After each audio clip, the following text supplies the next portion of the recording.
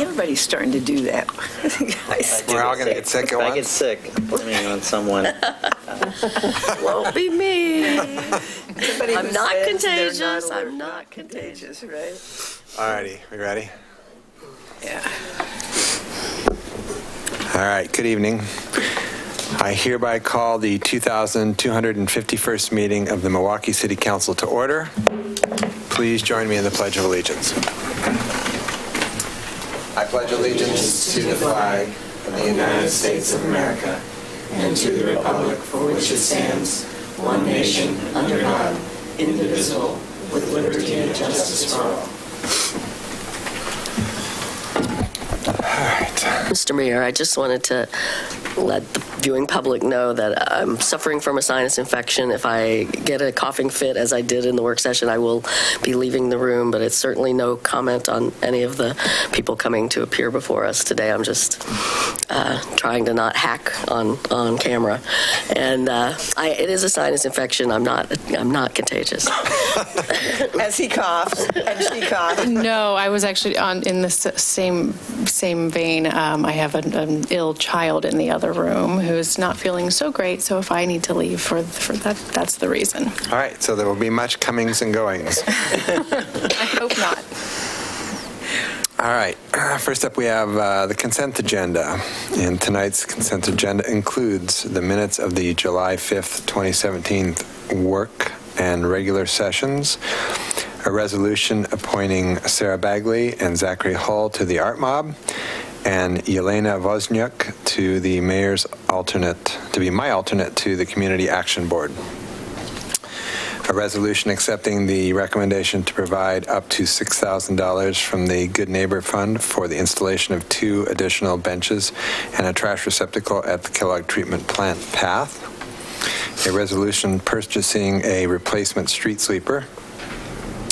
A resolution approving an agreement for membership in the Oregon Cooperative Procurement Program, and an Oregon Liquor Control Commission application for Beer Central at 11301 Southeast 21st Avenue, a new outlet. Does any member of council wish to remove an item from the consent agenda? No. I will entertain a motion to approve the consent agenda. I would move to approve the consent agenda. I second. It's been moved and seconded to approve the consent agenda. All those in favor? Aye. Aye. Opposed? None heard. It passes unanimously.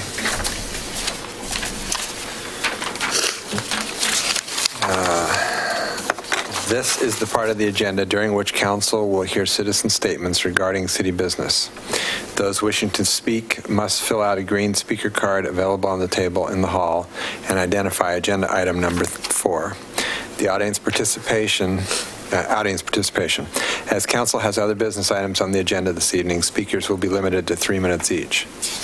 Because the information provided during public comment may be new to some councilors, the city manager will respond at the next council meeting to those comments that require follow-up. Before we begin, is there any follow-ups, reports from the July 18th, 2017 audience participation? Ms. Flores. Good evening, Mayor and City Council members. In regard to the Lions Club testimony, the staff has followed up with them and will be working with them on the installation of Lions Club signs where appropriate based on certain standards that we have on roadways for signage, so that will be moving forward. I also wanted to mention that we have on the table and throughout the city cooling center information for those in the community who need to escape the heat. There has been a heat advisory placed on the region and the state because of the incoming weather reports. Right. So in that vein, the only one that I'm aware of in the city of Milwaukee is Letting Library, which is open like 9 to 9-ish for the next 3 days. So that's a good spot to go if it's too hot where you are. I also should have mentioned that our esteemed community development director is sitting in for the city manager tonight. Thank you, Alma. Welcome. All right, so is this audience participation or is this on the vision statement? All right. Yeah. So is there anybody that would like to speak just on some issue in general? Nope. All right. Then other business. The first up is a protest of abatement at 11909 Southeast Stanley Avenue. This will be introduced by Code Compliance Coordinator Tim Sawyers. And we'll get testimony from the appellant, Jim Schultz. Thank you, Mr. Mayor, Council. My name is Tim Salyers. I'm the Code Compliance Coordinator for the City of Milwaukee. And I'm here tonight to request that you declare the property at 11909 Southeast Stanley Avenue a nuisance, and therefore continuing the abatement process that we have started. A little bit about the abatement process is I write a memo to the city manager. The city manager looks at the memo, looks at the property, and signs the abatement notice. I then post that abatement notice at the property and also send it certified mail to the property owner.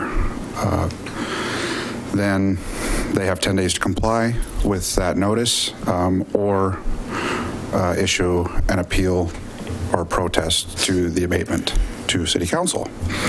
So that's how we got here, is those steps were followed, and Mr. Schultz, who's the resident of the property, filed the appeal.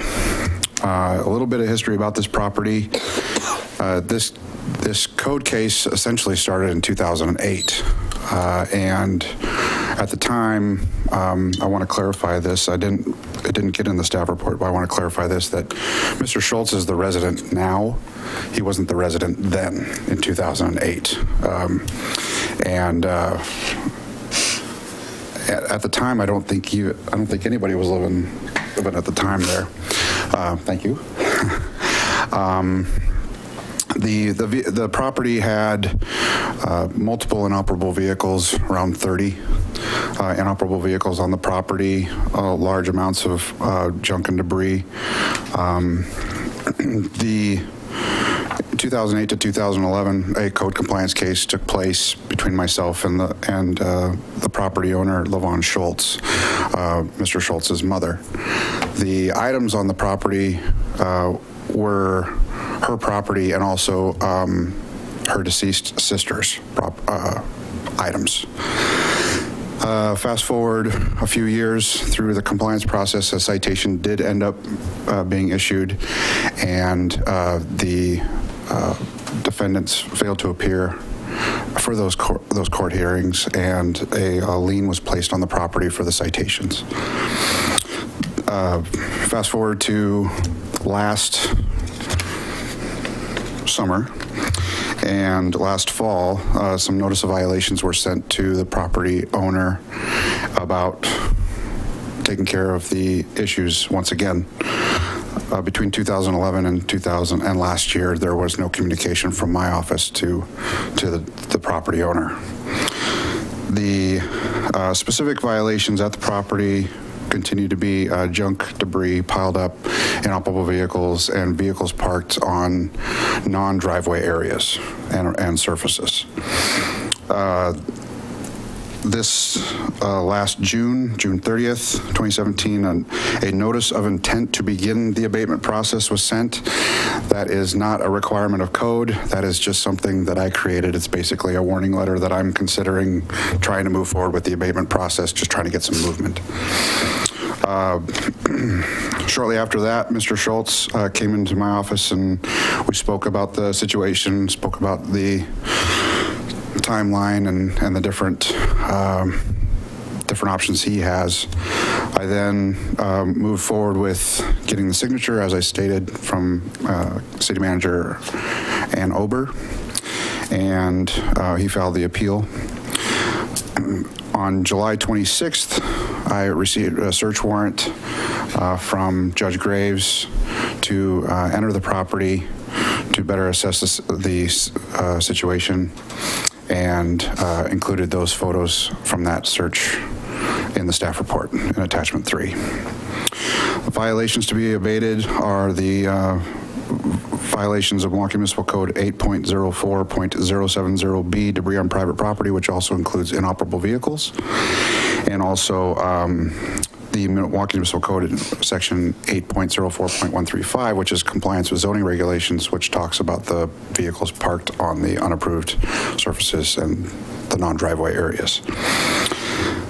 The abatement, it's hard to judge how much the abatement is going to cost without getting bids from contractors and getting on the ground and doing the actual work. The current budget line item is $22,000. I think this abatement would be well underneath that dollar amount. I have 2 other abatements lined up that were not protested that I'm planning on hiring 1 contractor for all 3 jobs. The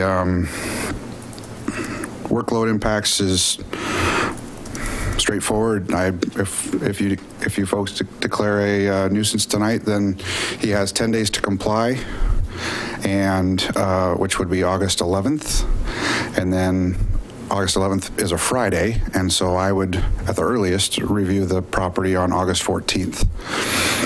From there, I would see if the violation is still occurring and move forward with the abatement process, which would include getting a search warrant from Judge Graves and then hiring a contractor and all those steps that take place.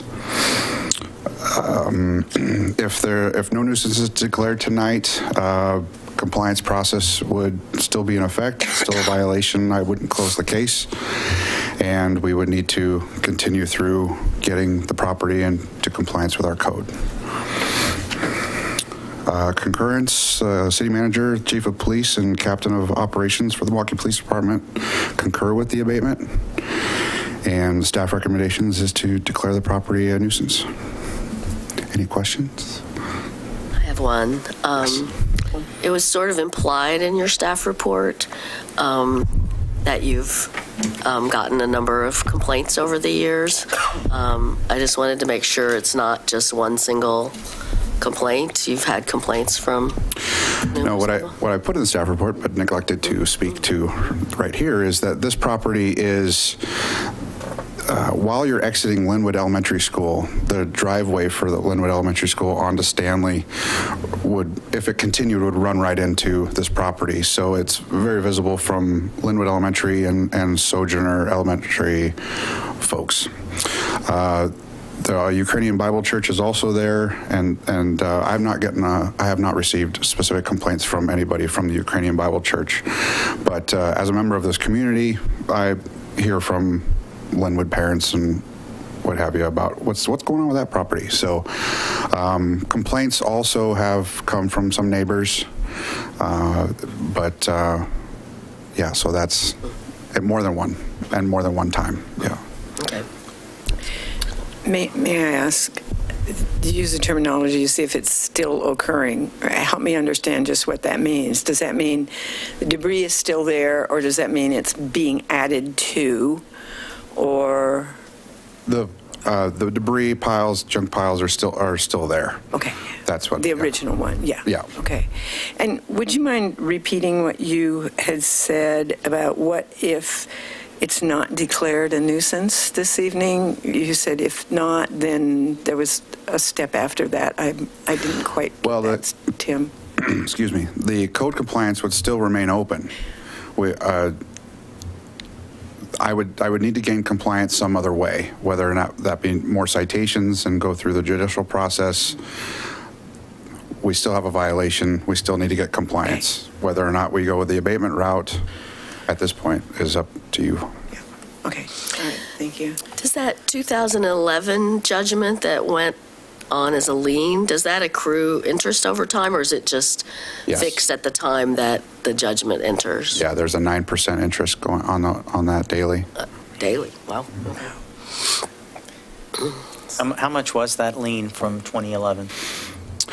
The citation was issued for multiple days for multiple counts and to 2 different property owners because there was some litigation going on as far as what property ownership was involved. The dollar amount that went into a lien was over $100,000. There's a lien currently on this property for over $100,000? Yes. And that was based on citations as penalties versus abatement costs. We didn't go in and clean it up. Right. So is it fair to say that some of the, well, you may not know, but is some of this debris then potentially from 2011, 2009, 2005? I mean, it was not cleaned up before by the city? No, it was not cleaned up by the city. Okay. Do you know if it reached a point where it did get cleaned up? No, I don't think it wasn't cleaned up. The vehicles, some of the same vehicles still remain today. Well, as of Wednesday, some of the same vehicles were still there. The entire property was not cleaned up, but cleanup was occurring since 2011 to now. There's been a significant amount of improvement in the property compared to what it was. Over $100,000 in fines? Yes. They failed to appear for the citation, and so the default judgment was for the full amount of the fines. They were notified. A failed to appear notice went out by the court staff, and nothing. There was no interaction from there. So if it wasn't cleaned up, it was an ongoing issue. You said that there hasn't been any discussion since 2011, right, in your office. So in the meantime, the city's done no action, even though we assessed $100,000 in a judgment, and then we walked away for 5 years. Mm-hmm. And part of that's because you didn't have a budget for. And my abatement budget until this current biennium budget was $5,000 a year for abatement. Now it's $15,000 a year. The staff report says that the city's limited to August and early September for cleanups of this type. What's the reason for that? For this particular cleanup, because the ground there is very soft after one rain, because there's some stormwater, or there's some natural wetland type area near there, okay, that it causes it to be really soft. And so actually towing vehicles out of that property, you have a small window when it's dry. Okay. So it's not, okay, so we're constrained by this particular property, not that we have some rule that limits us to August and September. Okay. Right. Those are my questions. Any other questions? Not at this time. All right. Thanks. Mr. Schultz, if you please come up. There are a few things I heard. Thank you for hearing me here. There are a few things that I heard that I'd like to put out in the open here. My mother hasn't lived at that place since 2004, so she never got the citation or any mail that came to there. The citation evidently was mailed to there. I don't recall. I don't know. So I don't know what can be done about that. But as far as the property goes, yeah, it has been a mess.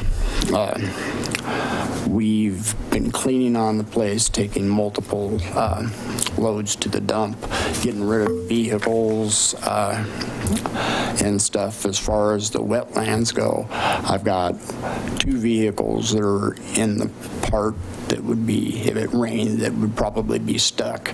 I'm going to hire a tow truck to haul them out within the next few days. Basically, what I'm hoping to accomplish here today is just get a little bit more time to stop this abatement, because we are working on the place on a fast pace. Vehicles are being gotten rid of. I've got my sons there helping me on this, and I'm looking to have it all cleaned up. I'm looking at the end of September, roughly. I just don't want the city to do it. It's cheaper for me and my boys to do it. We are doing it. I have talked with Tim several times. He's been there. He has seen vehicles go. He he can verify that we are getting rid of the vehicles. Basically, I just don't want the city to come in and do it. It's a waste of your guys' time. I mean, waste of my time, because, see what I'm saying? It is getting done, and it'll be done by the end of September. Like Tim said earlier, that if you don't declare the place a nuisance or abatement, that it would be an ongoing thing. And if I'm cleaning it up, why have the city involved if there's, if he's going to be there? We've dealt with water issues on the place where we've had to dig a water line to the front. We've cleaned things up, moved things to get rid of them, staged them to get rid of them. A lot of the pictures on there, like in the front especially, were the stuff that we were taking out of the vehicles that we were getting rid of. And granted, there is piles of stuff there that's been both from my aunt and probably added to by my mother. But it's all getting rid of. We're restacking things, driveway space. It's getting done. I'm asking, I guess, for a little bit of a break here. I'll even sign a contract saying it'll be done by the end of September if need be. So. Any questions? I don't think so. Well, I have some, but I don't want to. I'm wondering how, I see that you've sort of got a stack of, it looks like receipts. Does that create a little bit of a timeline that you can just tell us roughly approximately how long you've been actively working on cleanup? This started in, I'm trying to find the earliest date on them here.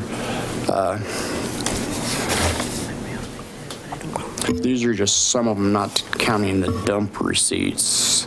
I'm seeing, well, 7/6 is the earliest for getting rid of the vehicle ones.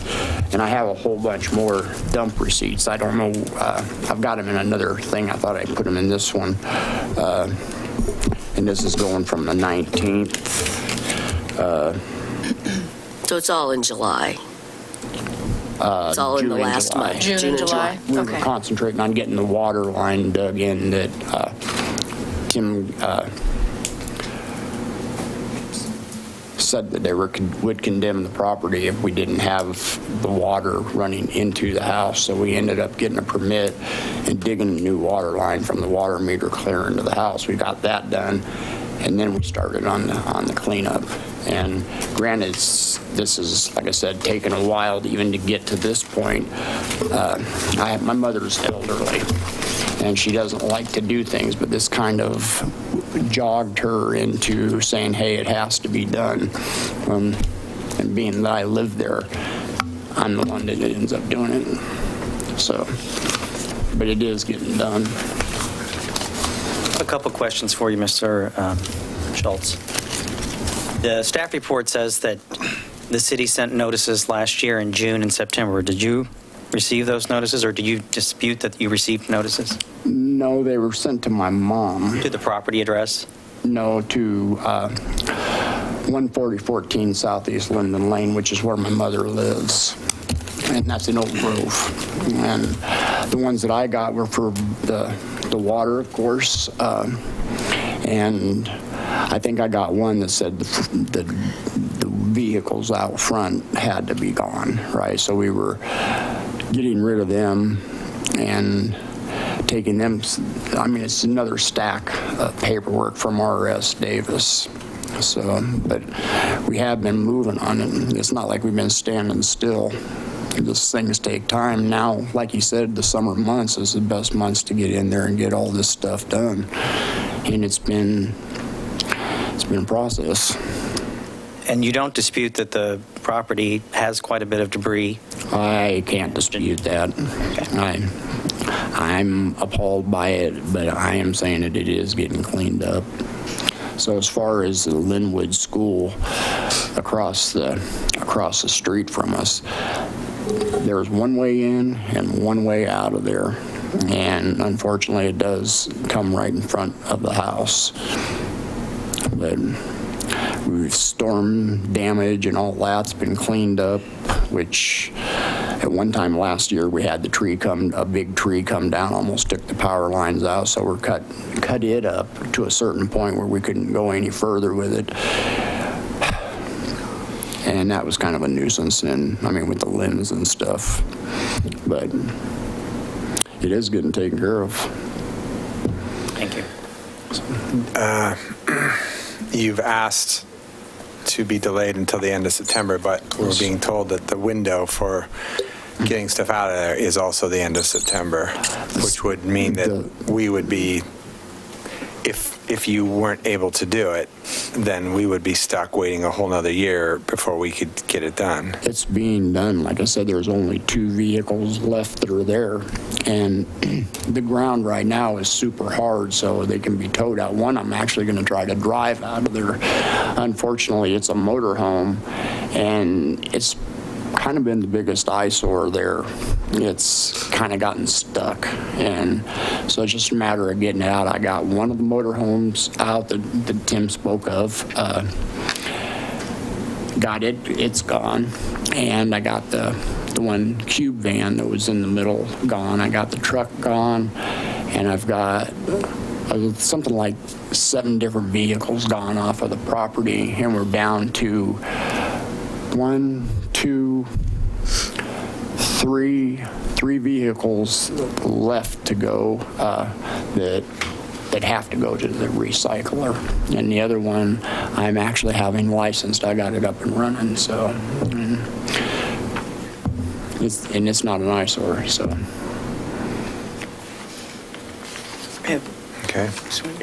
So in addition to moving vehicles off the property, have you also had successes in moving actual debris off the property? Is that what you're taking to the dump, and the vehicles are going someplace else? To the recyclers. It's actually paying for the dump and to get rid of the stuff. Some of that debris and some of those vehicles have been there for quite some time, correct? Yes. So, yes. And how long have you been the tenant of the property? Roughly 2012. Roughly 2012, I've been on the property. At one time, we were staying in the motorhome, and because we didn't have water and stuff in the house, and that's one of the ones that's actually the stuck one right now that we have to get rid of. So, and a lot of it turn around. You know, I can't tell my mother what to do, and she's just now recently basically turned over the reins and said, you know, you got to do it. Before she was kind of how do you say it, a stick in the wheel of moving, and now she knows it has to be done. So, and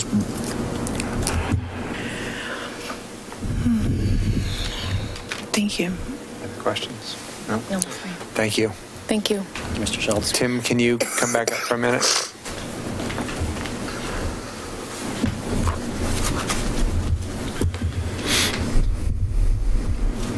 So, 2 questions. One, is there any process by which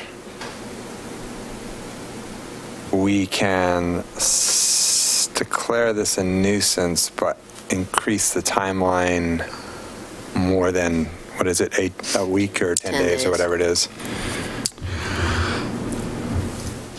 I don't know. The code says 10 days. That once the council declares at this hearing that it's a nuisance, that the nuisance has 10 days to be cleaned up. So I don't know. It seems to. Oh no. I mean, that's the general idea is that they've received notice. You know, they've been working on this, and then after you guys, this is an appeal. So what they're saying is it's not a nuisance, or that there's no reason for the city to abate. And depending on what you decide tonight, they can, you know, they'll have at least 10 days in additionally in order to do it. Whether it would work with the city's schedule for you guys to push it out 2 weeks I mean, if you pushed it out 2 weeks and got progress, then maybe that plus the 10 days would be enough to do it. But given that one contractor is coming in to abate multiple properties, I don't know if that would just end up causing additional costs. So that's something that your enforcement officer will be able to tell you. Do you have the same time sensitivity with the other two abatements? Do you have No. a constraint of needing them done by end of September? No. No. My hope was for staff time and trying to get things done as easily as possible. I was trying to hire one contractor for 3 jobs. Sure. I will say that Mr. Schultz has been really working hard on this. Kind of go through a little bit of a timeline with you. The August 14th is when I would come back and take a look at it. We have court on August 26th, I think, whatever Wednesday that is. That is when I would get the warrant. So it's the 24th. The whatever Wednesday that is. Wednesday the 23rd. I know that. Okay, so the 23rd. It may be Wednesday is the 23rd. Yeah. So that's when I would get the warrant to do the project if compliance hadn't been met on the 14th, because our judge signs it and I don't go chasing her down. So if we declare a nuisance, but meanwhile he cleans it up and you look at it, and even if you still think, so by the 23rd, would you have looked at it again and determined if you were going to go for a judgment? I'm not sure of how that works, so help me out with that. I will look at it again on the 14th. Yeah. I would probably also look at it again and view what I could on the 22nd, using your dates, the Tuesday prior. So when I establish my warrant, I can show the most up-to-date condition of the property. Because the judge might not sign my warrant if she doesn't see fit that it's a violation or not. So going through the timeline, I don't get the warrant until Wednesday the 23rd. Then I'm trying to get the contractor involved to get me a bid also on the project. That takes time too. So here I am getting into September, most likely, because I do want to take a little vacation at some point. So we're looking at, first part of September as having a contract lined up with a contractor to do the job. So I'm trying to just visualize this in my head. So if you looked at it on the 14th and you saw considerable improvement, and you looked at it on the 22nd and you saw that even more improvement, then what would your next step be? Do you still get the judgment because it isn't completely done, or help me understand that? I'm not sure. I want to try to understand how the legal part of that works, and which I think helps us determine what all of our variable options are. Yeah, I think it's a judgment call at that point between myself and my supervisors of whether or not it's worth the city's money to an effort to continue with the abatement process. If there's little to be done and Mr. Schultz has shown a huge workload and will get the job done, we don't need to do it. I would much rather not do it. So that's so. So if we didn't make a decision tonight and continued this over 2 weeks, and said if all of his cars are out of the wetland 2 weeks from today, then, and all of whatever that creates that that weather restriction, and you say you don't have the weather restriction on the other, and then we could conceivably give him a little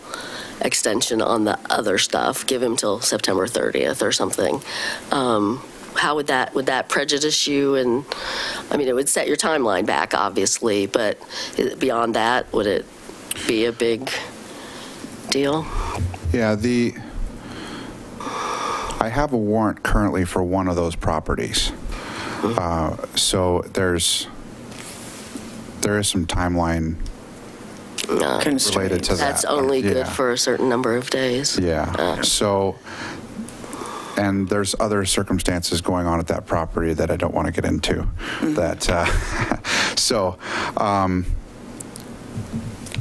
with the timeline that I've laid out, we're looking at first part of September at the earliest that I'd be getting on the property to clean that up, which is more than 2 weeks from today. It's more than a month from today. That's right. So, as recommended by the staff report, I would request that you find it tonight as a nuisance to keep the timeline forward so that we don't get this pushed back. And if Mr. Schultz takes care of business, which he really has, he's been working hard, and I appreciated every step he's taken. We may not have to do it when it's time for us to do it, which I'm all for. Yeah. So. Yeah, much rather the tenant, the resident. But that does make the clock for everything roughly the 1st of September. Right. Ish. Yeah. Yeah, which wouldn't work if we didn't abate it tonight. Right. If we didn't declare it a nuisance tonight, then that messes up the clock. If we were aiming for the clock to say be mid to where you would be walking onto the property to start towing vehicles September 15th-ish.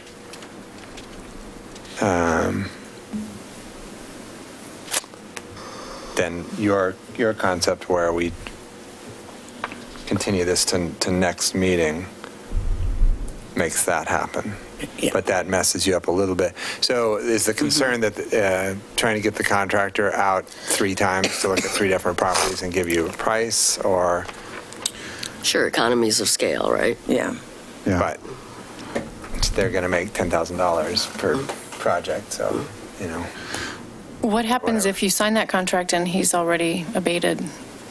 The contractors that I work with are a per load kind of contractor, so I get some give me a uniform bid for just the whole project. Others give me a per load bid, like $500 per truckload. If there's more truckloads, they have a tendency to give me a little bit more of a price break on that per load. So it's a better deal for the 3 properties involved if I hire one contractor to get more junk and have more truckloads, because then the per truckload price goes down, and then ultimately when that gets lumped onto the property owner, they're saving money. But really, I mean, yeah. So it's. Can you give us some sense of what we're talking about as a savings, like to an individual property, for example? Would it save $1,000 on that property? Would it save $500 on a property? I don't. Ballpark? Yeah, I don't. On an abatement that I did last fall, I had contractors come in with a $500 per truckload bid that we ended up taking. The other folks were $570 per truckload, and that was one property, 1 day's worth of work, and ended up being 10 truckloads at $500, so $5,000 truckload, $5,000 project. Case a long time ago on Boyd Street. I think you're the only council still, right? That was 22 truckloads, 51,000 pounds worth of junk material, and that was around $11,000. Right. I guess what I was looking for was you're talking about a savings to the city and then to the property owner. What I'm looking at is, what are we gambling here? Are we gambling $250, or are we gambling $2,000? That's kind of what I'm searching for here. I wouldn't be able to speak to that. Okay. Thanks.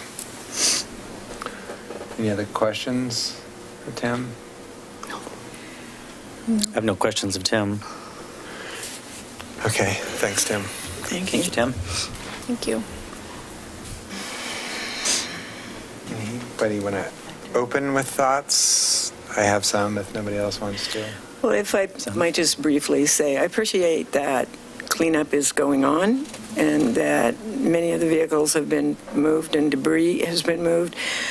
I'm concerned that on this particular property, for whatever reasons, it's been going on for over a number of years. A bit concerned that in some of those years that Mr. Schultz was actually living there. I understand the mother had some concerns about, moving things away that she considered to be hers, but a lot of that debris I would have hoped could have moved out earlier than that. He's making a good faith effort, it would seem, and I'd like to try to find a way that honors that, but helps us do what our code says we should do and what other residents expect to have happen, and helps Tim manage his area correctly also. So I guess I'm, it has been going on for almost a decade. I'm putting myself in the foot of the neighbors in Linwood. I have a house in my neighborhood that's been a problem like that since I moved into the neighborhood 16 years ago. So I have some sensitivity to the neighbors and the parents at the school. I also have, frankly, some big concerns about vehicles, with all the stuff that vehicles leak sitting in our wetlands. So, I hope, and I guess I take, I think moving forward with the nuisance makes sense, and I take Tim at his, word that if there's if all the vehicles are out of there and the rest of the debris is making substantial progress, that Tim and his supervisors may find, okay, we'll not act on this one yet. We'll give him some more time to get the last of the debris. But I am very concerned about the wetland impacts of what's going on there. So I guess that's where I come down on it. I would echo what Councilor Beatty and Parks have said.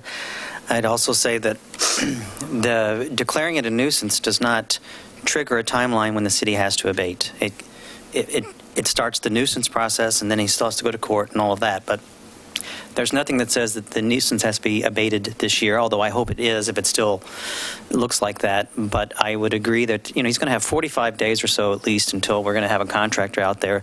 Let's don't delay this. So I'm supportive of declaring it a nuisance tonight and then moving forward with the process, which sounds to me like we still have 45 days or so. I'm a lot more concerned, frankly, with $100,000 in fines on a home, $100,000 at 9% interest. And we know that's not getting paid. We know that. So to the degree that we could do something about that, I am a lot more sympathetic on that, because if we do abate this nuisance, that's cost out of pocket. And I'm always for the city getting back money that it has spent to abate a nuisance. But a fine is not a penny out of our treasury, and $100,000 I find obscene. So that's my bigger concern tonight than it is the nuisance abatement. I'd also note that I want one more push. That I have advocated that we look at our code. I think that code cleanup should be on a regular basis. You should go through. We're going to talk about the comp plan tonight and the update to that. It's 30 years old. This ordinance is 1964. It's over 50 years old. It talks about privies and ice boxes and things of that nature. And I do believe we need to look at our code regularly, and that's just a maintenance plan. It's just like what you maintain your properties and you maintain your code. So I'll push for that in the future again. I'd like to take them both at their word and trust that Tim will look at this again and make sure that if things are moving along, that there would be no reason to go in and do the abatement. I'd also like to take Mr. Schultz's word and that he does have a timeline. And in that regard, and with respect to the fact that it's been an ongoing issue for many years, I'm also sensitive to the issue of having a personal experience with having to work with a parent who was a hoarder, and to try to convince someone who is still in possession of a property that's not mine. So I really appreciate that and understand that you can't simply just remove someone else's personal property from their own property. So I don't necessarily hold that against you, but I am encouraged, and I'd also like to hold your mother at her word. So when she says this, when she received the notice in 2017 that it's now time to finally clean up the property, that she'll stick to her word on that as well. So I think we can all get there and actually give you the time that you need based on what we've been told about the process and how long it's going to take, that you should probably be able to clean it up in the timeline that you've laid out, even if we do declare a nuisance tonight. So I appreciate that. Thank you. Well, for the very reason you cited, I'm currently experiencing the parent that still owns what they own and isn't necessarily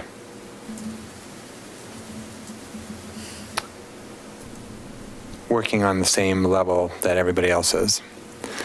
I was prepared or interested or inclined, I guess is the word, to start the clock at the next meeting,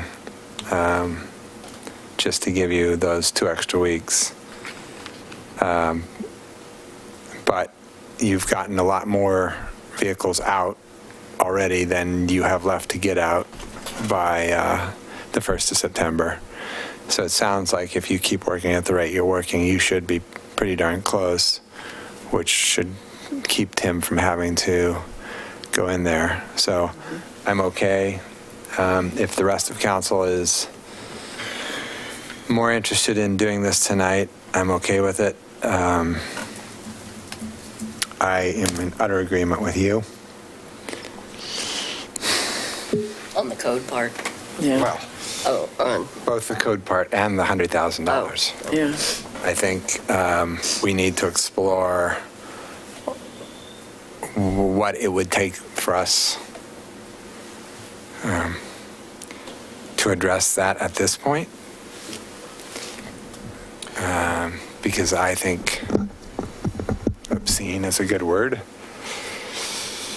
And I understand how it happens, and I understand the rules that everybody is playing under, but at some point there's got to become a human factor that engages. So, perhaps that's something we should put on a study session. Well, first we need something from attorneys that tell us what our options are. Yeah. I mean, yes, maybe that happens at a study session.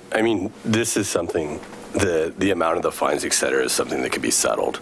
So if when we see fines at this level, and the example I'll give you is the city of Astoria that had a old family that owned a lot of property that had fallen into disrepair, and the city just couldn't get them to act. And so when the fines reached a certain point, the city began basically foreclosing their liens and selling those properties with proceeds then that went back to the family that hadn't maintained them. And then the city, the property's going into new ownership. And I think that's one area that where we've seen it produce results. This is an example of an area that if all this got mitigated and got cleaned up, and it sounds like that's going to happen one way or the other, whether it's the city's contractor or whether it's the applicant, at that point, I think there could certainly be a discussion about what's fair and equitable. Frankly, like, these sort of fines don't get paid until the property gets sold. And so, that's a significant lien on the property, but with acreage this size, that the property's probably got a fairly decent value. But I think that certainly you as a council seem like you would be very open to having that discussion about what's really fair and equitable, and I'm sure the city manager would as well.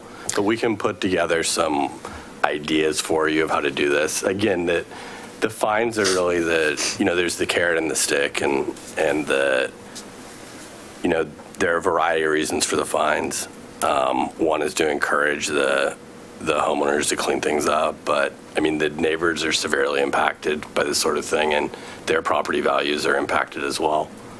So, Yeah. All right, well, then I would entertain a motion. I move to uphold the staff decision to abate the property located at 11909 Southeast Stanley Avenue. I second. It has been moved and seconded to uphold the staff decision to abate the property located at 11909 Southeast Stanley Avenue. Is there any further discussion? All those in favor? Aye. Aye. Opposed? None heard. It passes unanimously. So I would strongly encourage you to get as much done as quickly as possible. You've got, it sounds like, about a month. And then I would encourage you to come back to council in a couple of months to have a conversation about the lien, just so that it doesn't fall off everybody's radar. Thank you. Thanks, Tim. Thank you. Thanks, Tim.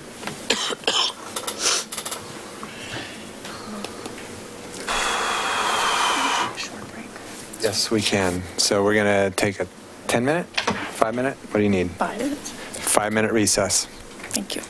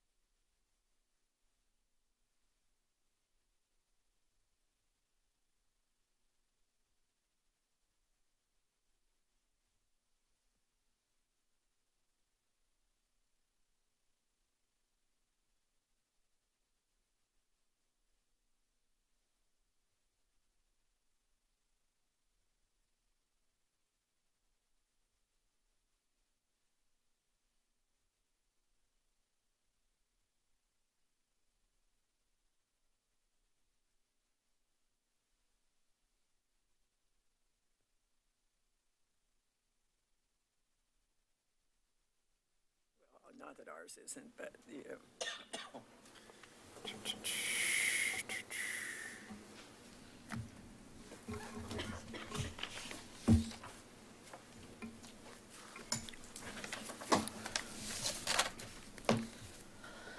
Shouldn't it just pop right up if you click that?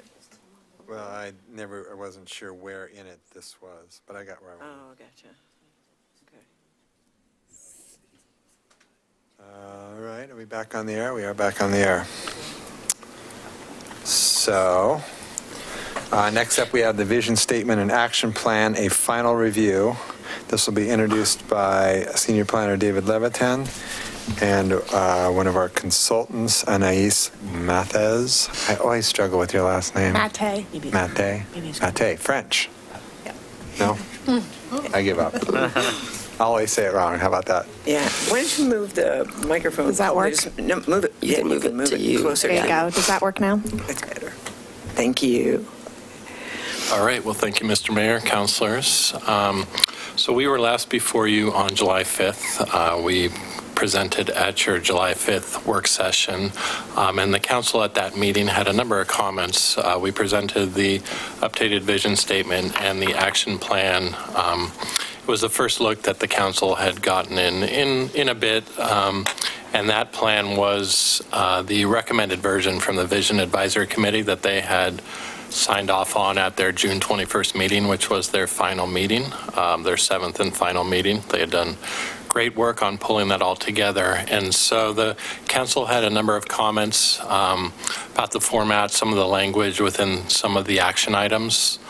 And so what we're here tonight to do is to present you with some of the changes, well, with all of the changes that have been made since July 5th, and to get your guidance as far as whether the action plan and the vision statement is ready for adoption at your September 5th meeting.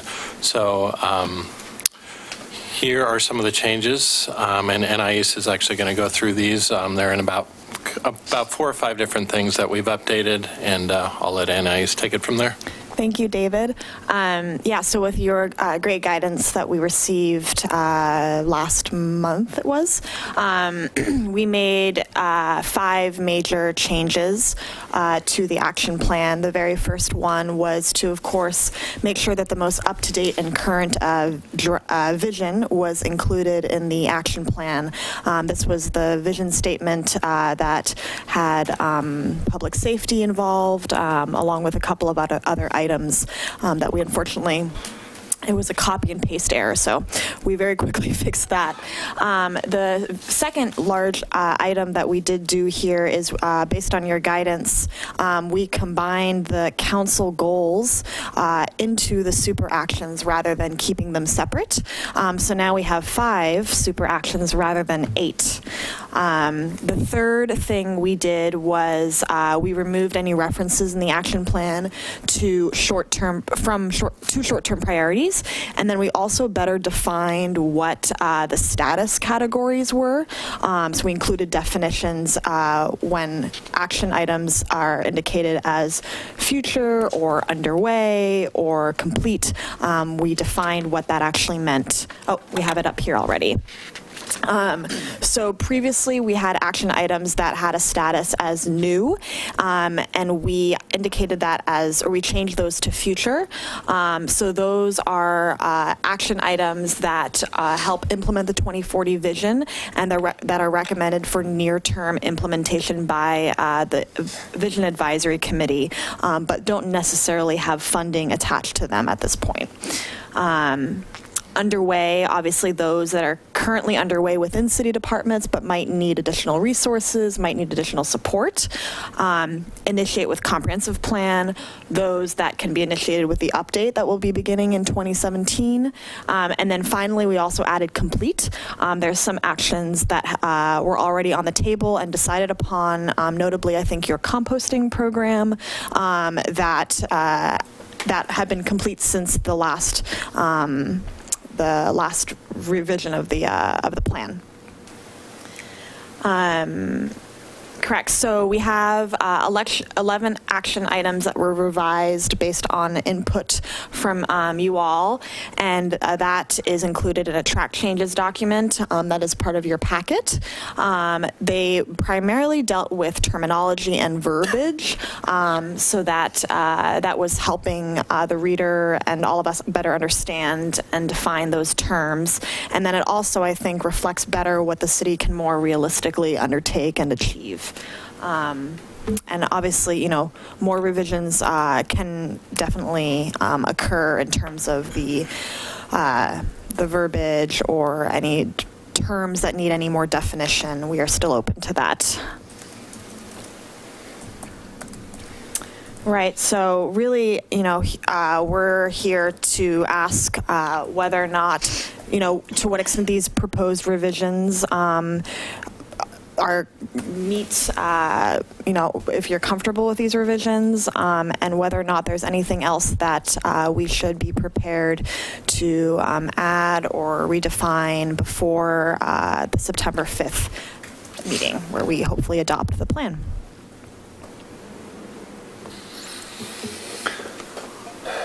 I actually have 3 tiny little tweaks. Great. And if I look at it again in every 2 weeks for the next 2 years, I'll probably do that every single time I look at it.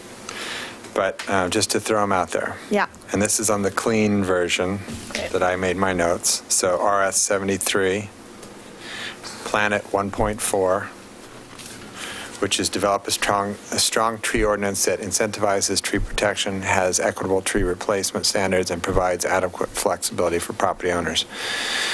It says currently initiate with comprehensive plan. I think the tree board is already working on that. I would change that potentially to underway. Okay. Under place 1.2, which is on the next page, it's utilize the Safe Access for Everyone program to fill in sidewalk gaps and construct Americans with Disabilities improvements in support of the state Safe Routes to School program, and encourage alternative construction materials for permeability and aesthetics. And I would tweak that by saying permeability, aesthetics, and tree compatibility. I thought we dropped that language. If you look at, I think we did. I think that one didn't. I think that one is in the track changes, but somehow didn't make it in the RS 84. It's stricken altogether. Yes, just ends after Safe Routes to School program. It was, yeah. And there were comments about that, just as far as the level of detail, and that we didn't. If we're going to go into specific items like that, there were a number of other things that counselors had said, well, what about this? And what about this? Is what I'm looking at the old version, or is it supposed to be the clean version?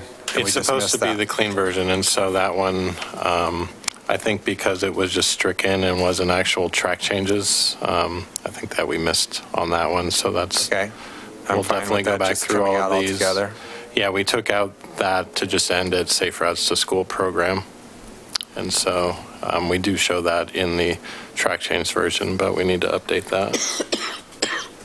Or we can discuss if you would like to have more specificity within there. If we were going to call out that specific thing, I think that was the third reason why you would do it, and to my mind, the most important. If we're not going to call it out, I'm fine with that too. And it's just something we do later when we're doing it. So the last one I have is on page RS 76, People 3.1. Expand the role of the Letting Library as an integral community resource center and explore the creation of a city concierge position that provides information about programs and resources. My thing's right in the way. Services offered by partner agencies of local employment opportunities and application assistance. I would insert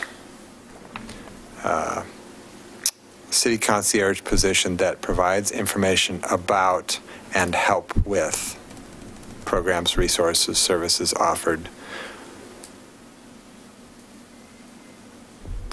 So that was the intent of it in the first place, was it wasn't just somebody that was going to hand you a brochure on something. It was somebody that was going to help you figure out how you filled out that form wrong in the first place that got you denied your stamps or whatever the issue was. So if that's what I would add. Great. So I just want to confirm. So the 3 changes are. Well, the one isn't going to happen because we're taking off that whole sentence. So it's just 2. So the 2 changes are under super action number 1, changing plan at 1.4, the status from initiating comprehensive plan to underway. Yep. And then the last one is under super action number 4, people 3.1 regarding the Letting Library, adding verbiage that says provides information and help with programs and resources. Information about and help with. And help with, yes, sorry. That's the way I wrote it, but whatever. I have that written down. That's good. Good.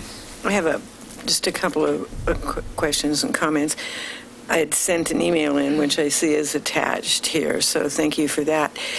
And I know you addressed some of those things, but I had a couple of questions on the item place 1.9. The question that I asked about that is about the funding strategies for local transit. And it was added by the VAC at its last meeting. And so my question is, were there any concerns about that not being vetted by the citizens at large the way everything else was? And I think our response, we did discuss this internally, was that was an item, just given the amount of work that the VAC had done on this. That was something that at our last meeting that they identified this as an item that had been brought up by residents and hadn't made its way into the document. And because there are some other items that were elevated that weren't within the top 2 priorities in the final survey that was done in May 2017, we had already elevated a couple of items in addition to essentially those top 24 action items from that May survey that we weren't, we were comfortable with the VAC kind of identifying an issue that they didn't think was addressed, and that really helped to, create, something that the city should be pursuing. And so that's all ultimately up to the council as far as your comfort level with it as well. So. Yeah. Okay. That makes good sense. The other one was on people 1.3, and that is on page, hold on a second. Super action RS 5. 87. Yeah. People 1.3.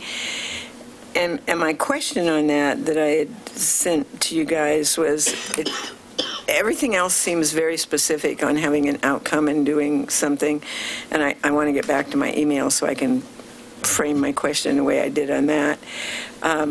So it seems kind of ambiguous. What kinds of programs, what's missing that we don't have, what would success look like, how is that vetted with the rest of them? It's not a bad goal. I just didn't think it had the specificity that some of the others did about what is it we're looking for. Yeah, and so those are some preliminary conversations that we've had with Chief Bartol, and he did have some ideas, and it was a question of the level of specificity that should be within the action plan. I can understand that there is some concern that it is a little bit too vague, so I can reach out to the chief. And this was something that I think Councillor Falconer had specifically requested related to kind of the community policing, and we can develop some language and get some language directly from the chief, and then any additional programs that have potentially been discussed in past budgets or that the city sees as efficient in kind of achieving this result. So if your desire is to increase the specificity, we can do that. Mm-hmm. Okay. And of course I see that it's future, so understanding that it's not, we don't have to have words that like right away that, but I just hope that we give that some additional. I agree, and it's something that the chief is very interested in. He sees the value in it. He's actually spoken at some of our planning conferences and things like that, the value of community policing and outreach and public involvement. So it's something that we really value as far as having a police department that puts a priority on that. Good, thank you. Yeah, they've been really proactive the last couple of years in sending police to the neighborhood concerts. Oh, yeah. More events so that you don't just see the police when there's a problem. Well, not only sending them to the events, but I appreciate that they come to the neighborhood meetings and give an overview on kind of what's going on. So it's great. Good work. Yeah. This language, I think, came directly from the police chief and hasn't been touched since, too. So I'm sure he'd be pretty happy to add directly to this language. So, yeah. And I would appreciate that since we decided not to include language in the vision statement because we said, well, it's included in one of our items. Yeah. So, I think it's important that we leave it and augment it. I didn't have any changes suggested to the actual document, but would just note that on the acknowledgements page, is there a reason why Car and Power is not listed? Because we do list. No, we list Scott Churchill, and so if we're including everyone who has participated, I just want to make sure that Should definitely she's on the list. Yeah, that's definitely an oversight. Yeah. Huh, I missed that. And she came to most of the public meetings. Yeah. Good catch. She did. Yeah. For sure. Good catch. Oh, it looks great. Yes. Yeah, good work. It's been a lot of hard work and great work. All right. Yeah. thank you. Look forward to seeing you on the 5th. So we'll have to try and get as much of the VAC to the meeting where we... And our youth team. Yes. We will, yeah. A number have already put it on their calendar, and so, and a number of them have been expressed an interest in continuing on with the comprehensive plan work, so it's been a really great group to work with. So you don't always get this level of participation, so it's good to have. Good. Yeah. Great work, you guys, staff, all the staff, and the consultants. Fantastic job. Thank you. Thank you. Thank you. Thank you. That's where you have the... All right, so yes, I do have a public comment. So, Denny, he's got a public comment for this item. well, this is about vision, not to do with comp plan, per se. No, you don't. Michael, come on up. You want to do 3? Or does it matter? I don't imagine he's going to be long-winded. Okay. Good evening. Michael Hall. Moved to 4327 Southeast Mason Lane about 6 months ago.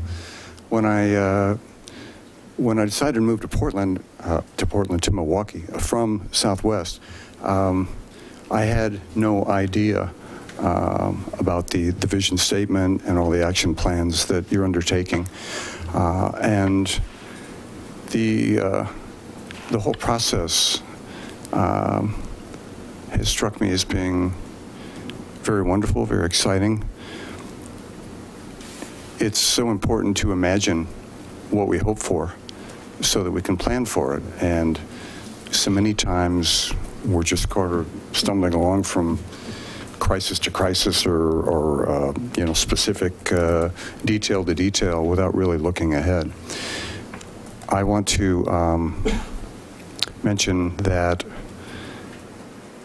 within the environmental community, the greater environmental community in the Portland and surrounding region, there is a lot of excitement about what is going on right here. I know that the city of Beaverton is undertaking a similar process, and that there are people within the Sierra Club, within 350 Portland, which I'm part of, that are willing to roll up their sleeves and help you in whatever ways work best for you. And to also say that the 350 group wants to start a Milwaukee area chapter, which could undertake many things, but certainly part of that would be to plug in any ways that might be helpful in support of what you're doing here. So that's all I wanted to say. Sure appreciate it all. Would you state your, did you do your full name? Michael Hall? Did? Okay, I wasn't sure. Yeah, he did. I'm not sure if I did or not. His address, yeah, he did. I knew the address. Did I start with my address? Cool. Yeah. Thank you. Thank you. Michael, Thanks thank you very Michael. much. Yeah. Appreciate you coming out tonight for that. All right, next up, we have the comprehensive plan update, and this will be introduced by Senior Planner David Levitan and Planning Director Denny Egner. I'll take a quick opening statement here and then let David take over. But we are, again, just kicking off the comp plan. Tonight we wanted to talk about it, just two items. One, just to get your blessing on the application process to get people on our advisory committee, and second, to talk a little bit about the way we're thinking about restructuring the plan. So, David, you want to talk a bit about the application process, and I'll hand out the... I gave you handed it out. Okay. You don't have it now? Yeah, can we pass those out? So yeah, thanks, Denny. So yeah, as Denny mentioned, the first item that we're here to talk about tonight is back on July 11th, we kind of crashed one of Alma's items to discuss recruitment for the Comprehensive Plan Advisory Committee. Basically, the current comprehensive plan calls for an advisory committee to be formed anytime you go through periodic review, and because we're approaching something similar and because we had so much success with the Vision Advisory Committee, we've decided that we would like to select an at-large committee to help to guide the public involvement and to review documents for the comprehensive plan.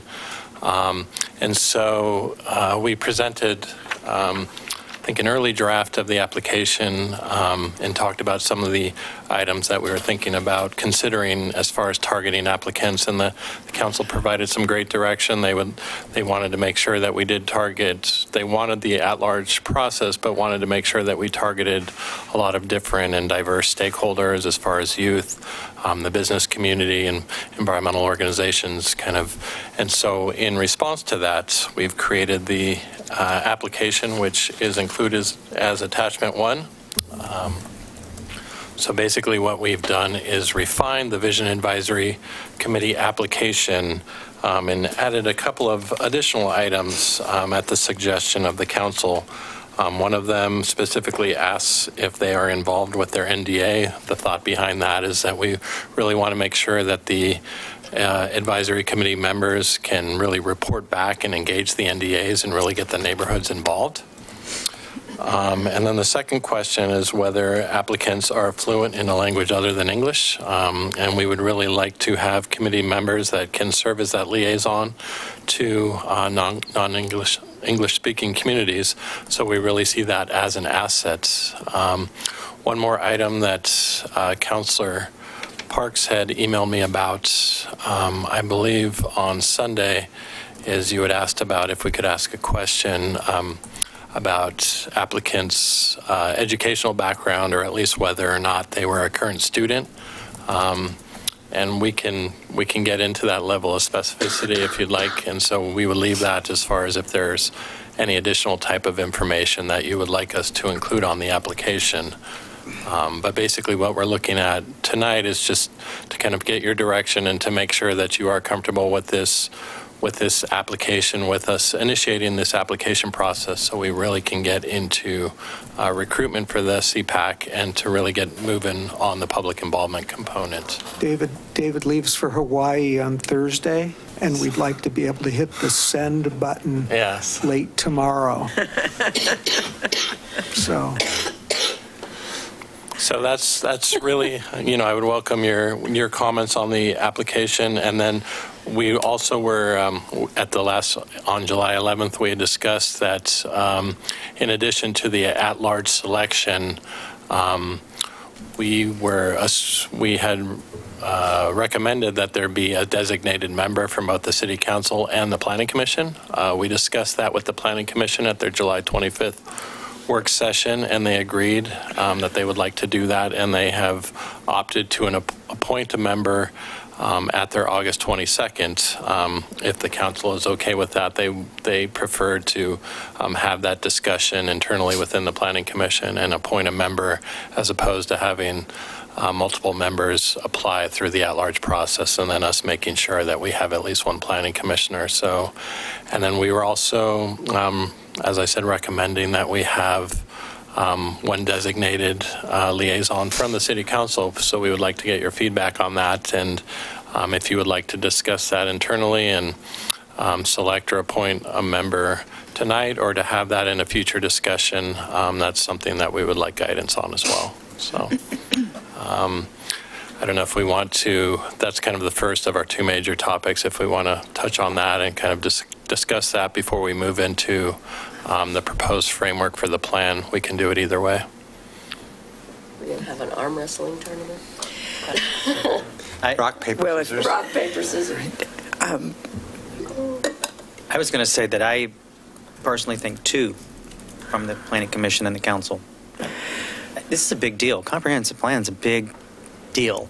And Yeah, I don't know, sure. I think one is maybe limiting it. Now, if everyone wants one, I'm fine with that. I'm not going to Yeah. fall on, but I'm already hearing about arm wrestling Yeah, because it's important, and I know that there's going to be some big interest. So yeah. I thought think- one was too little, personally. We had two people very engaged in visioning. Yeah. And we were essentially at every single meeting. Yeah, and even We a had couple of three, us on the really, steering. Plus the I was on the steering She was on committee. the steering committee. And, you And I then were- two of you, so, yeah. Yeah. So I don't disagree with that concept, although that may, I get where you might not want that, just in that it starts to load up the committee with people that unduly skew conversations based Well, on. I think that's Partly it something, depends on who it is. I do think that's something we have to take seriously, that we're there to listen as much as to talk, and that we're not there to guide the process. You know, Or to you know. postulate your own viewpoints. Right. or whatever. Well, I mean, to some degree, but Yeah. you have to find a balance, right? Of course, yeah. And I mean, you know, when I look at our city council, I mean, you know, four of us came from planning commission to city council, but there is one person on city council who remembers everything that's ever been said anywhere by anybody at any time. And who has been, you know, ever since I met her, has been a strong advocate for, you know, updating the comprehensive plan and doing something about the signage codes. I remember that, you know. That's her pet. So, you know, and I know that Mark would probably also very much want to serve on that. If we had two people, I mean, you know, that's the direction I would take. If we have one, Mark's great. But I think Lisa would be, you know, my choice for the comp plan overview. That's my thought.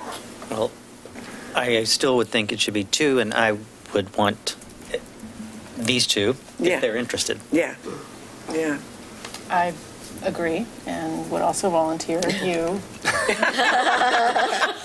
You notice I was good at doing that. The good thing is it all has to come back through you. And one of the things we're thinking about is there's major pieces of work that need to be timed at different points. Yeah. And we would bring those before the Planning Commission and Council, and ultimately have the Council adopt them, pin those ideas down by resolution. So you're going to be involved throughout the entire yeah. process. That's So, Yeah. and there's a couple different ways you can approach work like this, and I think it's so big that you can't forget about the stuff you do early when you finally get to the end. So we're hoping to, you know, have pieces come forward, pin them down, repackage them at the end for adoption. Well, and we've talked about having some of the former members of the VAC serve on this. We've talked about having neighborhood folks serve on this, people with different ethnicities, you know, serve on this. I think we want to be cautious. Well, it's not a bad idea to have two planning commission or two city council, or maybe even just two city council people, you know, and one planning commission. I mean, either way, I would not want the group to get so large that it's unwieldy and difficult to reach any kind of consensus, or to have a majority of people there, or, you know, one thing and another. groups can be far too big in addition to being far too small so that you don't get the right. And so what we had with the Vision Advisory Committee was, what, 16? Yeah, with council, we had, with the two counselors, Councilor Falconer started as a resident member and then, continued on as a counselor, but we had 16 total with the two current counselors. And that seemed like a really good working group. So, and it was easy to manage, that particular group in a way. I don't see David and Denny nodding when you say it was easy to manage. Yeah. Oh, no, No, it's okay. I thought the size, but even for the volunteer chair, to manage and to facilitate, like Monroe Greenway, as the facilitator of that. And that's basically what I did as a planning commission and then city council person. I facilitated and kind of help the consultants gather those ideas rather than that. But that was a good group. It was about the same size, I think, as the VAC. Maybe it was just a little bit smaller. I think you were on that. It was a little bit bigger. Was it a little bit bigger? It doesn't seem like it. It seemed that way when we were all on bikes. Yeah, well. We can also use the meeting room and the number of seats we have as the limit. So. That's true. That's a good limit. Yeah. Well, I know Lisa and I have both been advocating forever to do this.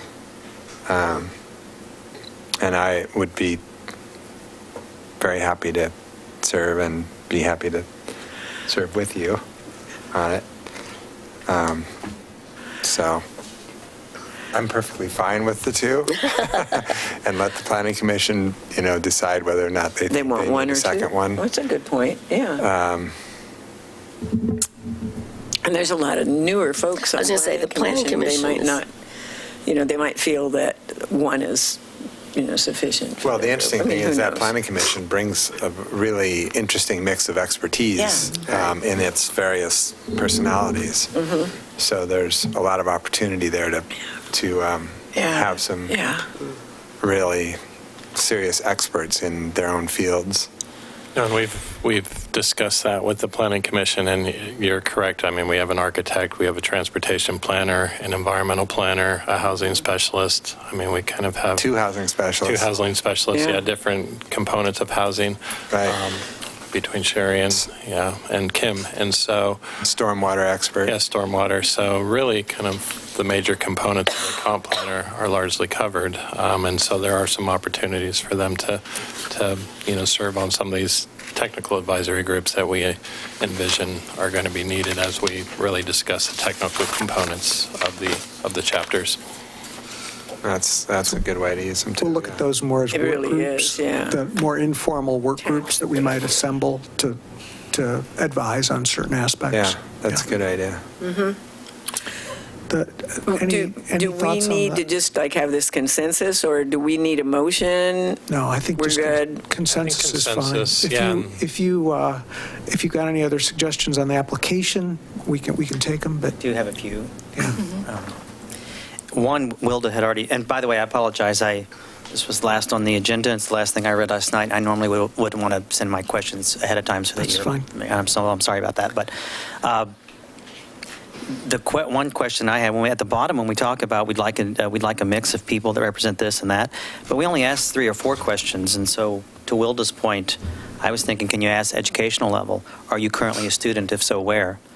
And I would even ask, unless anyone has concerns, are you a homeowner? Are you a renter? Maybe because they're in the mix of things we want to know. The kind of thing. It's not a protected class to ask that question, so I don't see any harm in asking it unless others have concerns. No, I think that's a good idea. The other thing, the NDA, we all know what an NDA is. A lot of people don't. I think I'd spell that out. Yeah. It's not listed anywhere else, and although we're quite familiar with that, I know a lot of people will be. I wondered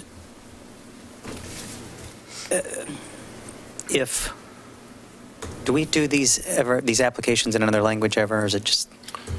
And that was one of the questions, and one of the questions we just have as far as general outreach is should we translate it? I personally think we should, but I agree. I think if we're serious about trying to bring in minority groups, putting it out only in English shoots ourselves in the foot right from the get-go. So I would say... Having to have these meetings translated? Translated is going to be It'd tricky. be tricky. I mean, this is a long slog, this project. It's not a single, like, open house at the... I was talking about the application. Well, I know, but if they need a foreign language application, they'll need a translator at the meeting. In the meetings, right? That's a good point. And for all the documentation and the reading and the homework and stuff. Yeah. Well, the visioning, the outreach was done in Spanish, and I don't know that we ever did translate to any other languages, but certainly we did all of the open house flyers and those Russian other... table or no? I thought we did. I don't... We had Russian translation when we went to Hillside Manor for one of the community conversations. I was thinking at some point there was, yeah, thank you. And then the last thing, the only other last comment I had is that when the section that talks about we want to mix, and it says at the very end, and cultural and educational backgrounds, then it says, please describe how your background would help fulfill this.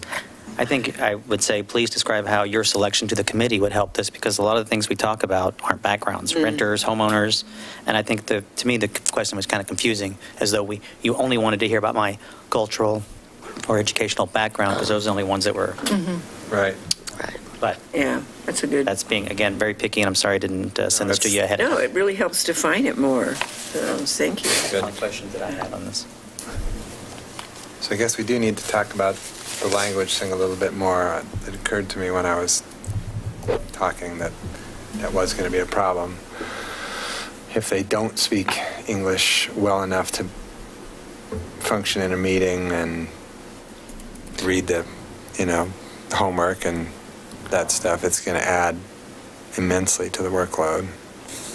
Because everything we output is going to have to be translated.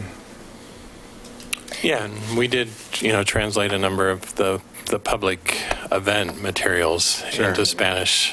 That's in every single meeting. Yeah, that's something different than your working group, your advisory committee. Right. I mean, I would anticipate that we would do that again for the big public meetings, but...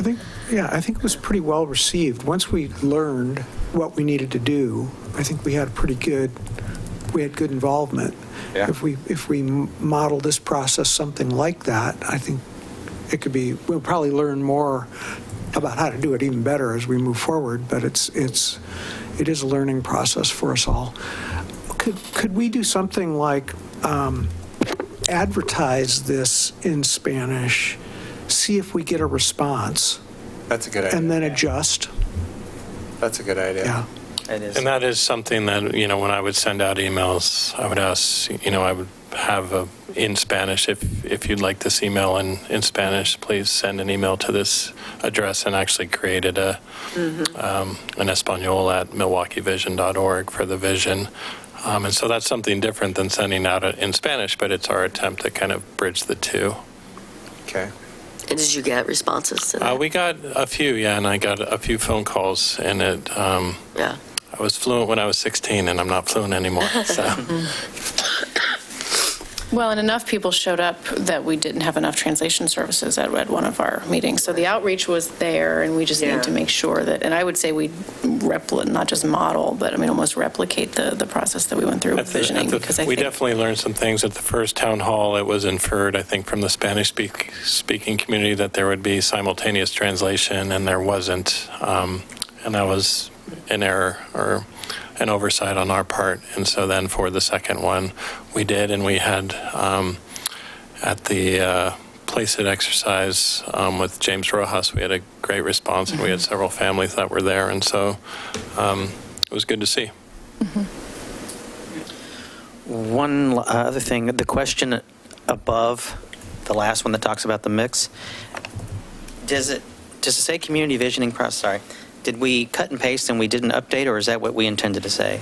Because it says, how will your experience aid you in this community visioning process? And I think we mean... Yeah, that needs to be updated. This comprehensive plan update. Yeah.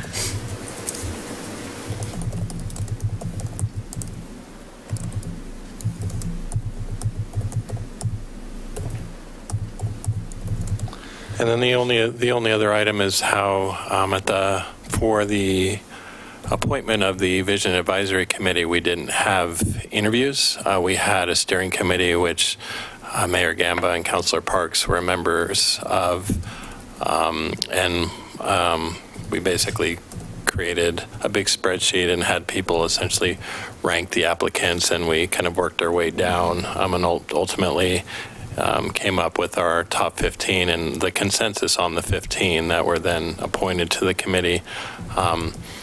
We had a preliminary discussion on July 11th about whether you would like to do interviews. It kind of, I think the idea was it maybe kind of depends on the number of applications we get. But we would want to know if we were going to interview individually, that would obviously add some time. And for consistency's sake, you would want to have the same, essentially, interview panel, but then that's a pretty big onus on the people that serve that role. And so I guess this would, Mayor Gamba and Councilor Parks, were you comfortable with the appointment process the last time? Well, it wasn't terrible. I guess what we ran into, as I recall, was, we had this list of areas that we needed representation in, right? And it was really hard to tell from a lot of those applications, were we hitting some of these areas? Whereas with an interview process, some of them would be more obvious. We could do two steps, too. We could do, make a short list and interview. Like do a vetting with a committee and then do an interview. And with this application, we've already added and talked about adding a couple other questions that are going to help us hopefully determine some of those factors. I realize it won't with everybody, but so like me, I didn't get my university diploma until I was 46 years old. Well, if I put that year down there and stuff, you might think I was 18 at that time or 20 or something if you didn't know me, and so we can't determine everything, but I think that the questions are going to help us get that down to a more specific level.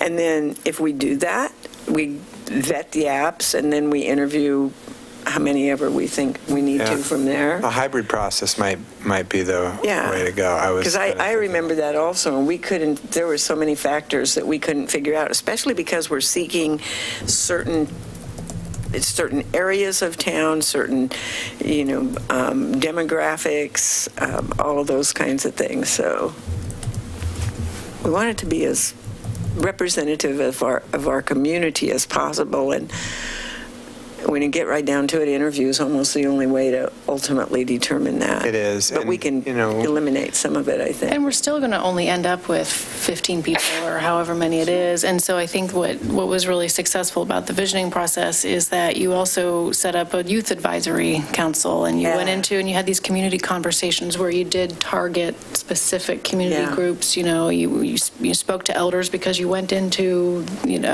places where Rotary you would Club find... spoke to the business community. Right. So even if you don't have that specific representation, I think there are definitely ways that this group can be informed by others.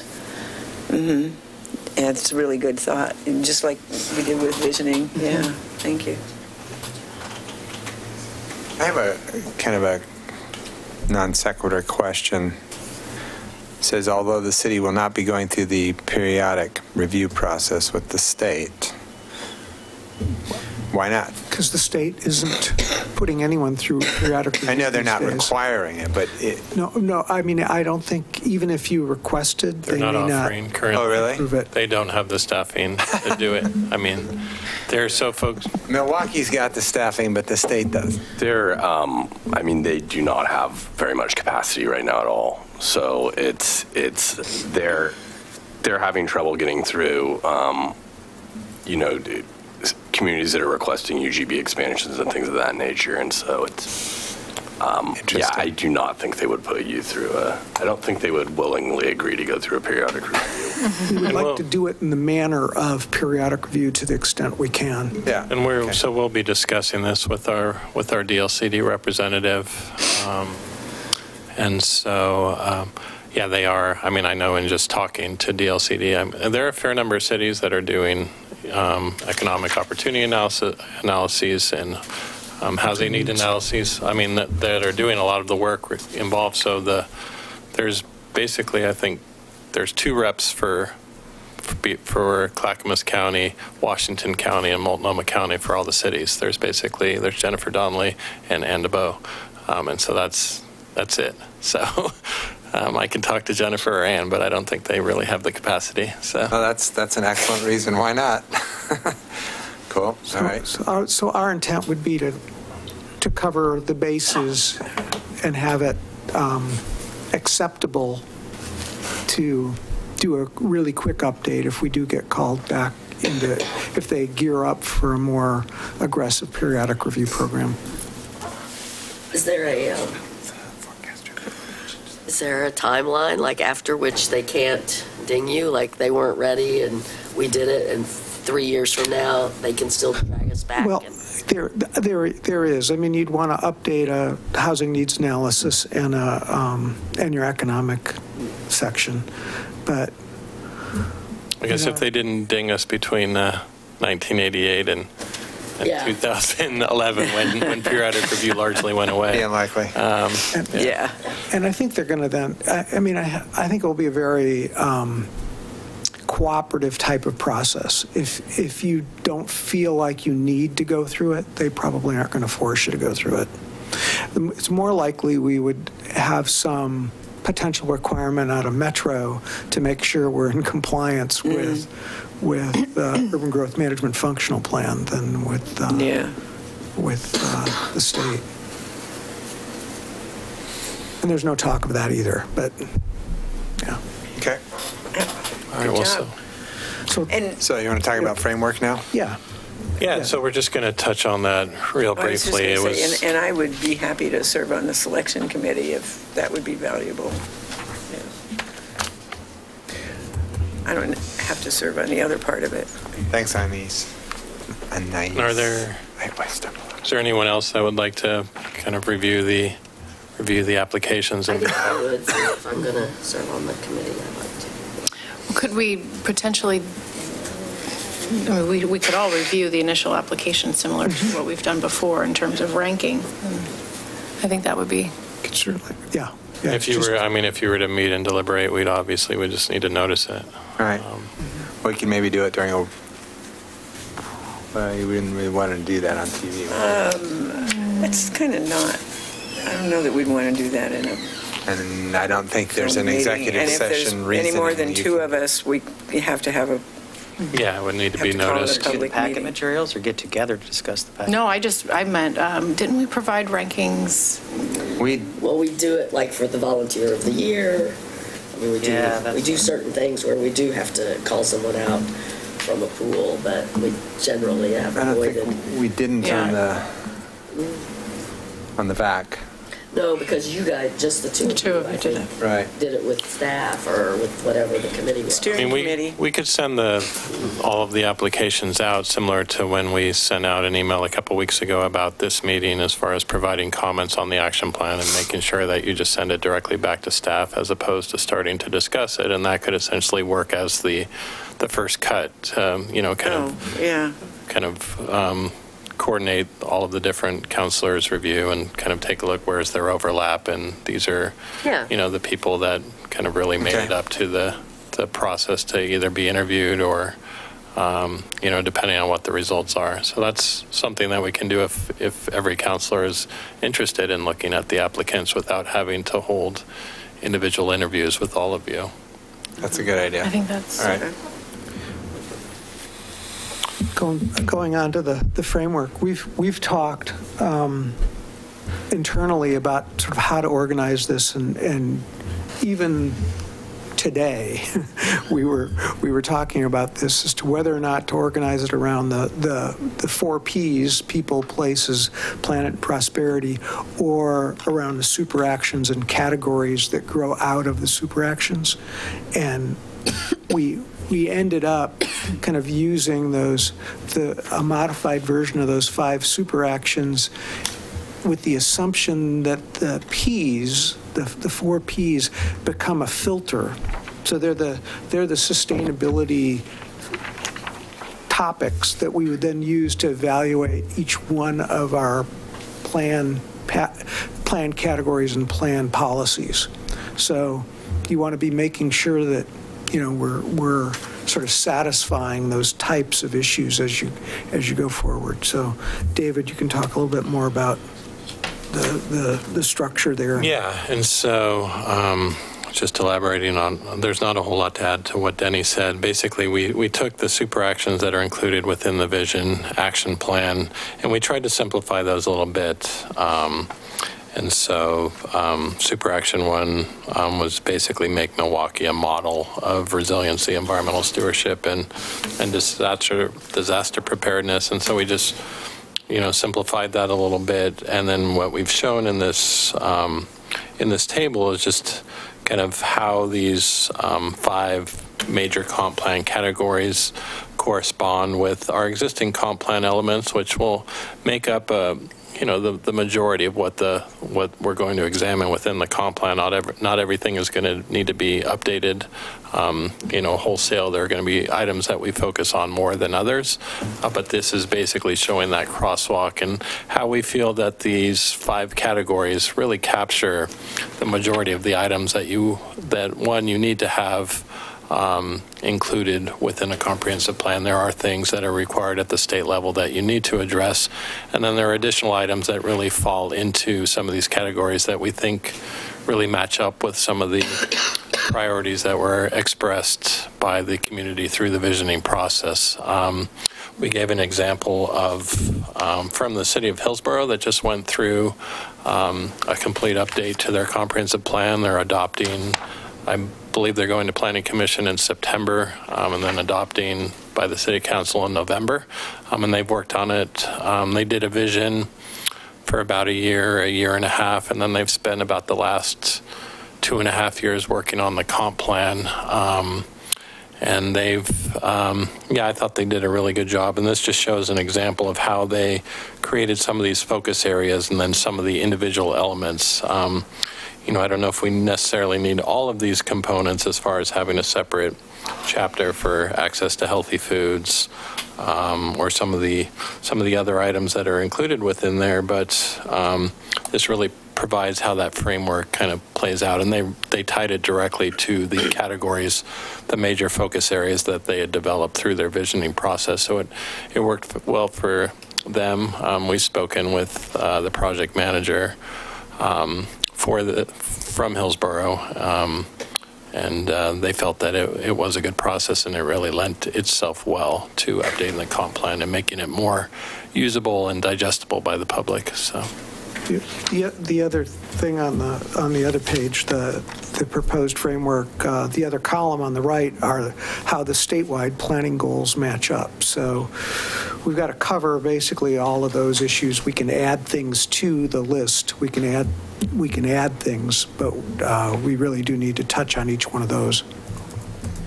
And so I saw in the staff report, I mean, you do plan to talk with DCLD about framework, because I mean, if you do think it's possible that we get called in for periodic review, we want to make sure they're not having heartburn.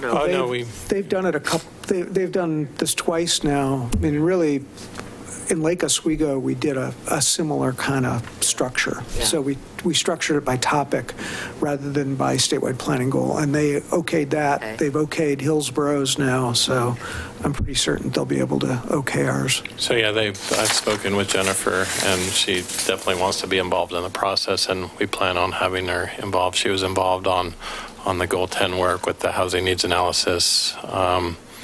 And so, that's very much on our radar, and we plan on meeting with her sometime in late August, early September, to kind of once we get this hammered out. I don't see statewide goals 3 and 4 listed on the right-hand side. Are those not ones that statewide goal 3 is agriculture, and statewide goal 4 is forestry. Okay. So we don't have to worry about either one of those. So yeah, there's 19 statewide planning goals, and I believe 14 apply to. Well, the others were all in order, but those 2 weren't there. So. There are ones that apply to the Oregon coast as well. Yeah, there's one for the coastal zones. There's some ones estuaries, beaches, and estuaries, and. And our one agricultural area isn't in the city, so. And about to be turned into houses. Right, it's going away. So. I can name them all, but those last couple ones I can't. Yeah. Yeah. I'm interested that in Hillsborough's, they did call out as full chapters access to healthy food and noise management. That those we're starting to see noise management issues here a little bit, on the borders of industrial and and residential. So it's not something that really came up in our visioning, but it is something that maybe we need to at least. The noise ordinances, noise ordinance issues have raised their head periodically over the years. Yeah. We don't have a very good noise ordinance. No, we don't. One of the many things, as Councilor Adbo would point out, that is woefully out of date. This will morph as we go forward still some, but I think it's just the basic structure and kind of sets out how we might organize big topics to start. Yeah. But we can always bring it, if there's a lot of emphasis on healthy foods, if there's a lot of emphasis on urban design or something, we can draw those out.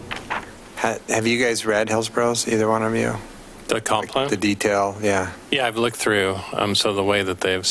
What are they doing with healthy foods? How are they putting that into their comp plan? So they basically, for the healthy foods, I don't know if I looked at that one in detail. I more looked at just the way that it was formatted. So the way that they did it is they did a background report on all of these topics, and then they kind of condensed that into essentially like a 3 or 4 page policy paper that kind of precedes the goals and policies that they've developed. And so for access to healthy foods, in most of the chapters, they developed basically 3 or 4 goals that then they had their policies on some of these things that were as specific as access to healthy food, kind of approach more actions than policies. And that's kind of the fine line that you need to straddle when you're developing a comprehensive plan. But it was basically really trying to tie it back to kind of land use form, and there were some discussion related to zoning and making sure that there were commercial areas and things like that throughout the city, as they're moving forward with their South Hillsborough plan, as they're annexing additional, they obviously have some things that we're not dealing with here as far as them annexing large tracts of land. So a lot of that had to deal with as they're really moving forward with new development and really kind of laying out what these new communities will look like. So we'll get to it by going after the 20-minute neighborhood. Right. In any Correct. case. I wondered if there was more to it, if they were talking about, I don't know. So a lot of what drove their process is South Hillsborough or SoHi, which is a large UGB expansion. But my recollection is one of the things that some communities are looking at is kind of similar to what Lake Oswego has done with Lusher Farms. So provide plots of land so that people that might not have a yard where they can grow food or their yard doesn't get the right sun to grow. Gardens type yeah, of that thing. they can go both to gain expertise from other gardeners as well as be able to grow food for their family. And that, I think Lake Oswego is the first city I was aware of that kind of made a conscious effort to do that, and now a lot of other cities are kind of looking to see if there's a resource they could use similarly. So I wondered if that's where Hillsborough had gone, but both of them are good. One of the planners that's sort of been leading the Hillsborough comp plan effort was one of the planners in Lake Oswego who worked on the comp plan when I was there. So there are similarities. Cross-pollination. Yeah. I should have stuck my head in the room and jumped over it.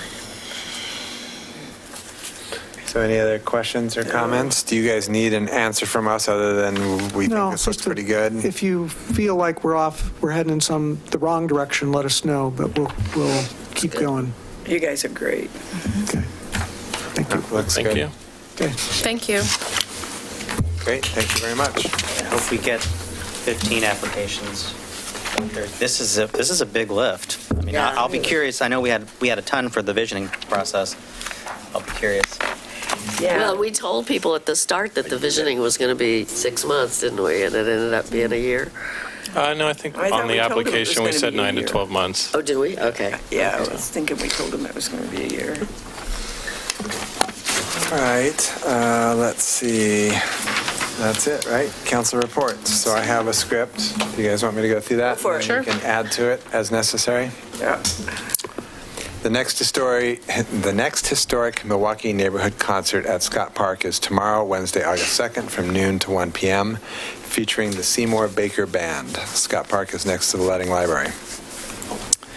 The Llewellyn Neighborhood's Concerts in the Park kick off tomorrow, Wednesday, August 2nd, with the Grey Dogs. Help the neighborhood fight hunger by bringing along a non-perishable food donation or donate cash for Round Middle School's Food for Success program. Llewellyn concerts take place each Wednesday in August at 6:30 p.m. at Belle Michelle Park, located at 9781 Southeast Stanley Avenue. Ardenwald Johnson Creek's Concerts in the Park kick off this Thursday, August 3rd, with the Pearls at 7 p.m. National Night Out will be held at the park beginning at 6 p.m. Ardenwald's concerts take place each Thursday in August at 7 p.m. at Ardenwald Park, located at 3667 Southeast Roswell Street. The grand opening of the long-awaited Milwaukee Station Food Cart Pod is this Friday, August 4th, from 11 a.m. to 8 p.m. The pod is adjacent to the Main Street Max Station in downtown. Festivities include a ribbon cutting at 5:30, live music from 6 to 8, and food cart specials. And we have 11 carts currently. Excellent. Awesome. And they have all those discounts. There's a lot of good discounts, yes. Do we have that listed online anywhere? Yes. All right. The next first Friday is this Friday, August 4th, from 5 to 9 p.m. throughout downtown Milwaukee. The third annual Linwood Community Day is this Saturday, August 5th, from 10 a.m. to 2 p.m. at Wichita Park, located at 5908 Southeast Monroe Street. Festivities include the unveiling of the new Wichita Park design, free food and games, kids' activities, and more. The next movie in the park featuring Moana, I'm saying that right, Moana, and with Spanish subtitles, is on Saturday, August 5th at dusk at Milwaukee Elementary School, located at 11250 Southeast 27th Avenue. The first Solarized Milwaukee workshop will be held on Wednesday, August 16th from 6:30 to 8 p.m. at Milwaukee Masonic Lodge on Main Street downtown. Join us to learn about residential solar systems, get your questions answered, and meet with the installers and partners. RSVP by visiting the city's homepage at www.milwaukeeoregon.gov. And just to make you aware, if you've been teetering on the edge of doing solar, this is the year to do it because the residential tax credits go away as of January. Mm-hmm. So it could come back maybe someday in the future, but I wouldn't count on it. So this is the year. Yeah. And on First Friday, I don't think it was on your list, but the Historic Society is doing a walk, a trolley trail guided walk that begins at 6, I believe, at Klein Point. Mm-hmm. And in addition to the music at the food carts, the music at the, across from City Hall here is School of Rock this time, which is always really awesome. fun to watch. Yep. Yeah. Yay, fun. That's really good. We mentioned it a little bit earlier, but I just was remembering, so on the cooling stations, you'd mentioned the library, but you can also just look up community resources at 211info.org. It's also dial 211 toll-free. You can text. So please use that resource if you're trying to stay cool this week. Yep. Yes, don't be shy about seeking out cool places because this much heat can kill you. Not good. Do not leave animals and children in your cars. And it is now legal to break into cars with animals and children, so... Is that right? Yes. Yes, it is. I was never concerned about the legalities of that. If you are concerned, you need not be concerned. Yeah. May I add? Oh, sorry. Say also be careful of the swimming holes because we want to take advantage of them. And there have been 3 drownings, I think, in the past 2 days. Is that right? and we lost someone at Metro Property yesterday. So anyway, it's I saw that. but that was the third one I think in a row for the area. So just be careful if you're in water. Yeah. I want to add, I've been working with Clackamas County Health and Human Services. They indicated that there might be a weatherization funding source for people having to pay extra during this week for cooling their homes. So I'll get more details on that and put that on the web and send it through Mitch and his group for social media purposes. Well, that would Very be cool. a good That's program. Related to the heat, there's a burn ban also right now. Total burn ban. So please don't burn outside fires. Yep. Anything else? No, I would move to adjourn. Second. All right, it's been moved and seconded to adjourn. All those in favor? Aye. Aye. We are adjourned. Thank